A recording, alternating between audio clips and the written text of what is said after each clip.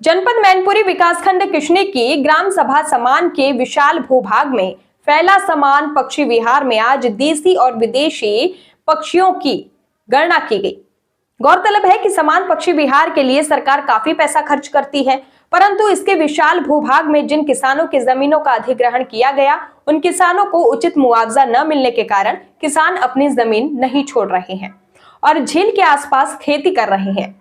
जी हाँ, इसी विशाल भूभाग में चरवाहे भेड़ बकरियां गाय और भैंसों को चराने के लिए आते हैं, जिससे पक्षियों की शांति में खलल पड़ता है और वह अपना स्थान बदलने को मजबूर हो जाते हैं।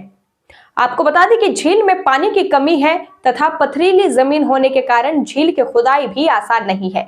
झील में चारों ओर जलकुंभी का साम्राज्य है, जिस कारण भी कुछ जलीय पक्षी यहाँ अपना बसेरा नहीं कर पा रहे हैं। सरकार में यहाँ एक इको पार्क की व्यवस्था की है, जहां बच्चे आकर व्यायाम और मनोरंजन करते हैं तथा ऊंचे टावर से फोटोग्राफी कर सेल्फी का आनंद लेते हैं। गुरुवार को पक्षी विहार के रेंजर के त्यागी की अगुवाई में आगरा से आए कई पर्यावरणविदों ने हाई रेंज दूरबीन के माध्यम से पक्षी विहार के अलग अलग झीलों में बैठे देशी और प्रवासी पक्षियों की गणना की। उनका कहना था कि पक्षियों की गणना से उन्हें पता चलता है कि कौन सा पक्षी देसी है और कौन सा पक्षी प्रवासी है। गुरुवार को हुई गणना में कई प्रवासी पक्षी मौजूद मिले। उन्होंने कहा कि इस जमीन का जितनी जल्दी अधिग्रहण कर लिया जाएगा, उतनी ही शीघ्रता के साथ विभाग पक्षी विहार की सीमाएं रेखांकित कर देगा और बाढ़ लगाने का प्रयास किया जाएगा, ताकि इस वन क्षेत्र में बाहरी लोगों का आना जाना एकदम बंद हो जाए। तो आइए बात करते हैं पक्षी विहार के रेंजर के त्यागी और इकोलॉजिस्ट डॉक्टर केपी सिंह से कि उन्होंने आज किस प्रकार गणना कार्यक्रम को पूरा किया। सर, आपका क्या नाम है और आज आप समान पक्षी विहार में पक्षियों की गणना करने आए हैं, तो इसके बारे में थोड़ा जानकारी दीजिए। मैं डॉक्टर केपी सिंह मेरा नाम है और हम एशियन वाटर सेंसस होता है जो वेटरन इंटरनेशनल के द्वारा कराया जाता है, मैं उसका गणना प्रभारी हूँ।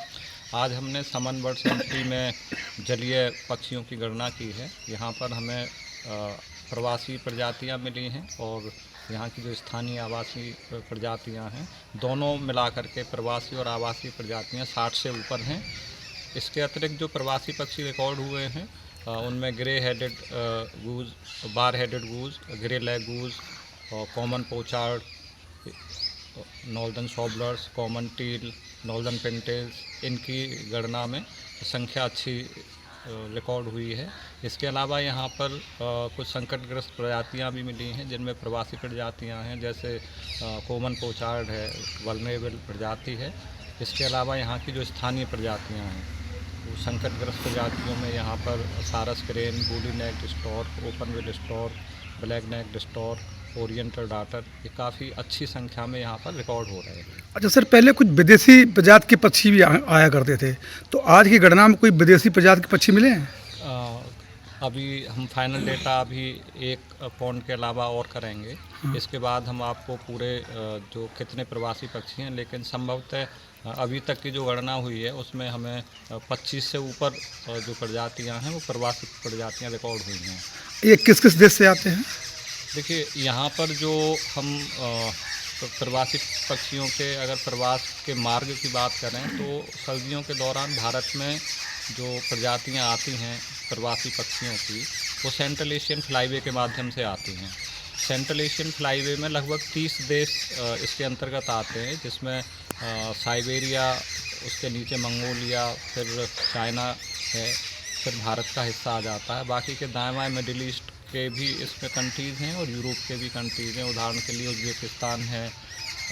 राइट हैंड की तरफ हम बात करें तो तिब्बत के हिमालय के पीछे से भी यहाँ पे कुछ प्रजातियाँ आती हैं। उदाहरण के लिए बार हेडेड गीज़ है, ये तिब्बत से और उज़्बेकिस्तान के हिस्से से यहाँ पे आती हैं। नॉर्दर्न शॉबलर है, ये यूक्रेन की तरफ से जो सेंट्रल एशियन फ्लाईवे के अंतर्गत हमारे भारत के प्रवास पर पहुँचता है।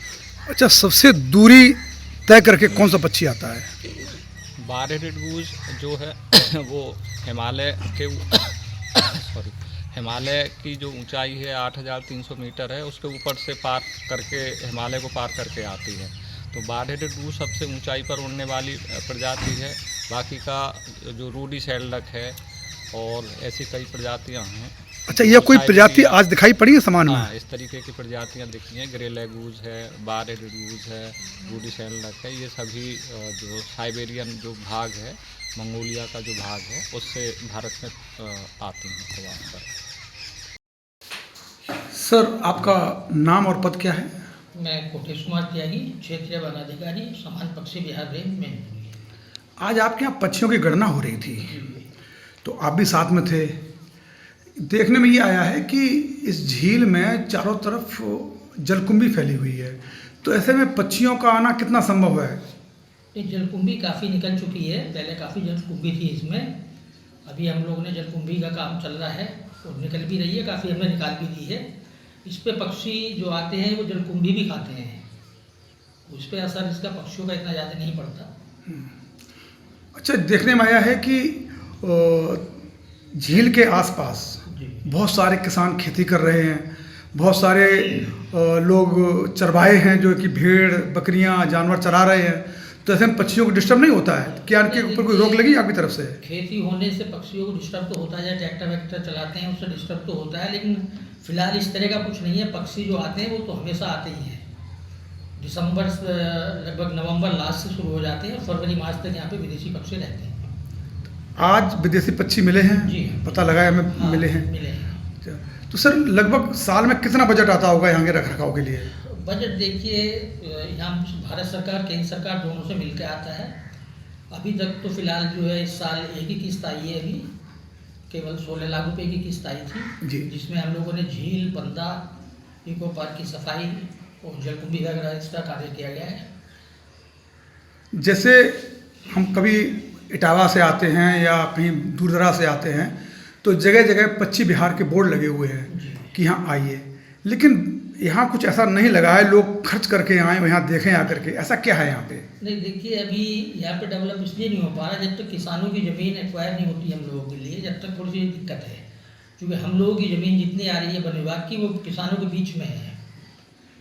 और बहुत सालें हो गई हैं देखते हुए, किसान काफ़ी आंदोलन भी कर चुके हैं। इसमें प्रयास भी काफ़ी हुआ है और शासन इस तरह का मामला है, इसमें तो हम लोग कुछ कर ही नहीं सकते। तो शासन से जब शासन अनुमति देगा तभी जो है किसानों की ज़मीन मिल पाएगी। फिलहाल हमारे पास अपनी 147.73 हेक्टेयर अपनी ज़मीन है और 23 हेक्टेयर हमें जो है ग्राम समाज मिली थी, जिसे हमने डेवलप करके यहाँ पर कार्य कर रहे हैं। तो टोटल कितनी ज़मीन अभी आपके अंडर में है? हमारे पास 157 हेक्टेयर 57.73 हेक्टेयर तो अपनी वन भूमि है और 23 हेक्टेयर हमें जो है ग्राम समाज की भूमि मिली है।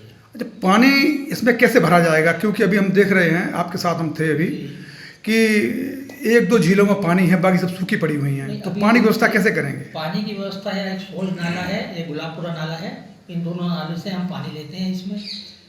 अब ये इससे हम सिंचाई विभाग से भी रिक्वेस्ट करते हैं वहाँ से कि भाई पानी छोड़ दें इसमें, तो हमारी झीलों में पानी आएगा। बाकी बरसात का पानी तो रहता ही रहता है।